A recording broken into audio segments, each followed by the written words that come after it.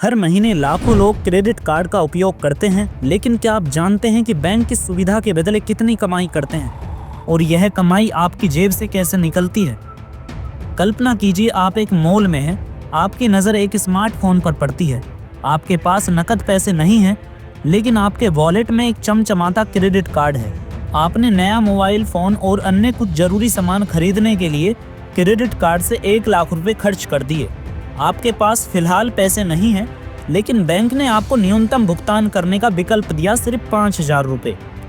आपको लगा कि यह तो आसान है, बाकी पैसे बाद में चुका देंगे। क्या आपने कभी सोचा है कि इस छोटे से प्लास्टिक कार्ड के पीछे क्या खेल चलता है? तो यहीं से शुरू होता है कर्ज का खेल। अब मान लीजिए कि आपने सिर्फ 5,000 रुपये का भुगतान किया और बाकी 95,000 रुपये अगले महीने के लिए छोड़ दिए, तो बैंक इस बकाया रकम पर 36% तक सालाना ब्याज लगा सकता है। जी हाँ, यानी करीब 3% मासिक ब्याज। यानी सिर्फ 1 महीने बाद आपका बकाया बढ़कर 97,850 हो जाएगा। अब अगले महीने आपने फिर से 5,000 रुपये का भुगतान किया, लेकिन बाकी बची हुई रकम पर फिर से ब्याज लग गया। धीरे धीरे आपका बकाया 1,05,000 रुपये, फिर 1,15,000 रुपये और फिर कुछ महीनों में बढ़कर 1,50,000 रुपये भी हो सकता है। तो सोचिए, आपने सिर्फ 1 लाख का खर्च किया था, लेकिन धीरे धीरे बैंक ने आपसे 50,000 रुपये अधिक वसूल लिए। और यही है क्रेडिट कार्ड का असली खेल, जहां ब्याज धीरे धीरे आपको कर्ज के दलदल में धकेल देता है।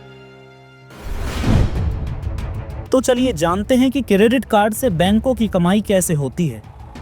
क्रेडिट कार्ड कंपनियां अपनी सबसे बड़ी कमाई ब्याज दरों से करती हैं। अगर आप समय पर पूरा भुगतान नहीं करते तो बैंक आपसे 30 से 48% तक सालाना ब्याज वसूल सकता है, जो दुनिया में सबसे ज़्यादा माने जाने वाली ब्याज दरों में से एक है। जब आप क्रेडिट कार्ड से खरीदारी करते हैं तो बैंक आमतौर पर आपको 45 दिनों तक ब्याज मुक्त क्रेडिट देते हैं, लेकिन यदि आप समय पर पूरा बिल नहीं चुकाते हैं तो बैंक आपसे 30 से 48% तक की सालाना ब्याज दर वसूलते हैं। बहुत से लोग बिल का पूरा भुगतान नहीं कर पाते, जिससे बैंकों को ब्याज के रूप में बड़ी रकम मिलती है। साथ ही अगर आप किसी बड़ी खरीदारी को EMI में बदलवाते हैं तो बैंक उस पर भी ब्याज लेता है, जिससे उसकी कमाई होती है। एक मीडिया रिपोर्ट्स के मुताबिक भारतीय बैंकों ने 2024 में क्रेडिट कार्ड ब्याज से 30,000 करोड़ से ज़्यादा की कमाई की थी। तो जी हाँ, क्रेडिट कार्ड ब्याज से 30,000 करोड़ से ज़्यादा की कमाई भारतीय बैंकों ने की थी। जब भी आप किसी दुकान या ऑनलाइन प्लेटफॉर्म पर क्रेडिट कार्ड से पेमेंट करते हैं तो बैंक व्यापारी यानी मर्चेंट से 2 से 3% चार्ज लेता है। सोचिए, अगर पूरे देश में रोज करोड़ों रुपए के लेन देन हो रहे हैं तो सिर्फ इस तरीके से बैंकों की कितनी कमाई होती होगी। जब भी आप क्रेडिट कार्ड का उपयोग करके भुगतान करते हैं तो बैंक व्यापारी से एक निश्चित शुल्क लेते हैं, जिसे मर्चेंट डिस्काउंट रेट यानी MDR कहा जाता है। यह शुल्क आमतौर पर लेन देन राशि का 2-3% होता है। उदाहरण के लिए, यदि 1,000 रुपये की आपने खरीदारी की तो बैंक को 20 से 30 रुपये तक का मुनाफा होता है। अधिकांश क्रेडिट कार्ड पर वार्षिक शुल्क यानी annual fees, late payment fees, balance transfer fees, cash निकालने पर चार्ज और अंतर्राष्ट्रीय लेन देन पर चार्ज जैसे कई हिडन चार्जेस होते हैं। ये सभी शुल्क बैंकों की कमाई का बड़ा हिस्सा बनते हैं। बता दें कि 2024 में भारतीय बैंकों ने सिर्फ लेट फीस से 12,000 करोड़ रुपए कमाए थे। जी हाँ, 2024 में भारतीय बैंकों ने सिर्फ लेट फीस के नाम से 12,000 करोड़ रुपए कमाए थे। EMI और बैलेंस ट्रांसफर चार्ज, आसान कर्ज, महंगी चुकौती। अगर आप क्रेडिट कार्ड से कोई बड़ा खर्च EMI पर डालते हैं तो बैंक आपसे 12 से 24% तक की ब्याज दर वसूल सकता है। वहीं बैलेंस ट्रांसफर ऑफर में भी बैंक फीस वसूलते हैं, जो उसे और ज़्यादा मुनाफा देते हैं। बैंक अनेक ब्रांड्स के साथ मिलकर को-ब्रांडेड क्रेडिट कार्ड जारी करते हैं। इन साझेदारियों से बैंक अतिरिक्त कमाई अर्जित करते हैं।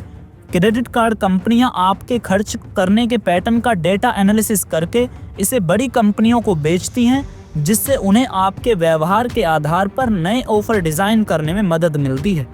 जी हाँ, क्रेडिट कार्ड कंपनियां आपके खर्च करने के पैटर्न के डेटा एनालिसिस करके इसे बड़ी कंपनियों को बेचती हैं, जिससे उन्हें आपके व्यवहार के आधार पर नए ऑफर डिजाइन करने में मदद मिलती है। भारत में क्रेडिट कार्ड का बढ़ता उपयोग।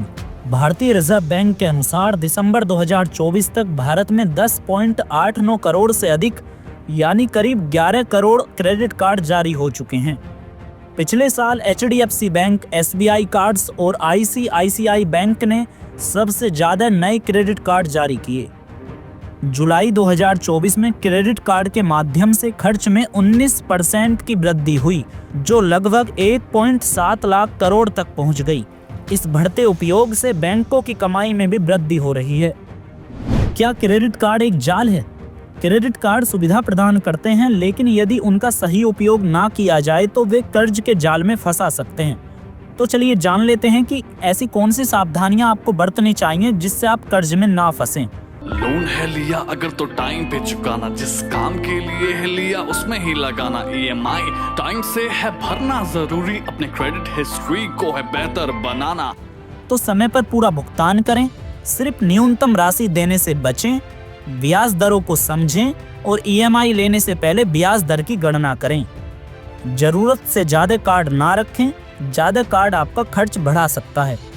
और ऑफर्स के लालच में ना आएं, क्योंकि कैशबैक और रिवॉर्ड्स पॉइंट्स के पीछे भागने से आपका ज़्यादा खर्चा हो सकता है। तो आपको बता दें कि क्रेडिट कार्ड बैंकों के लिए सिर्फ एक सेवा नहीं है, बल्कि एक बिजनेस मॉडल है। हर ऑफर, हर फ्री कार्ड के पीछे बैंक का एक फाइनेंशियल प्लान छिपा होता है, जिससे उसकी कमाई होती है। इसलिए अगली बार जब आप क्रेडिट कार्ड का इस्तेमाल करें तो यह ज़रूर सोचें कि क्या आप इसे सही तरीके से उपयोग कर रहे हैं या यह आपको धीरे धीरे कर्ज में धकेल रहा है। क्या आपने कभी क्रेडिट कार्ड की वजह से वित्तीय परेशानी झेली है? हमें कमेंट में बताइए। आपको यह रिपोर्ट कैसी लगी, हमें अपनी राय कमेंट बॉक्स में ज़रूर दें। बाकी आपसे कहना चाहेंगे कि यदि आपको हमारा काम पसंद आया है तो आप हमारे इस चैनल को सब्सक्राइब करना ना भूलें। शुक्रिया।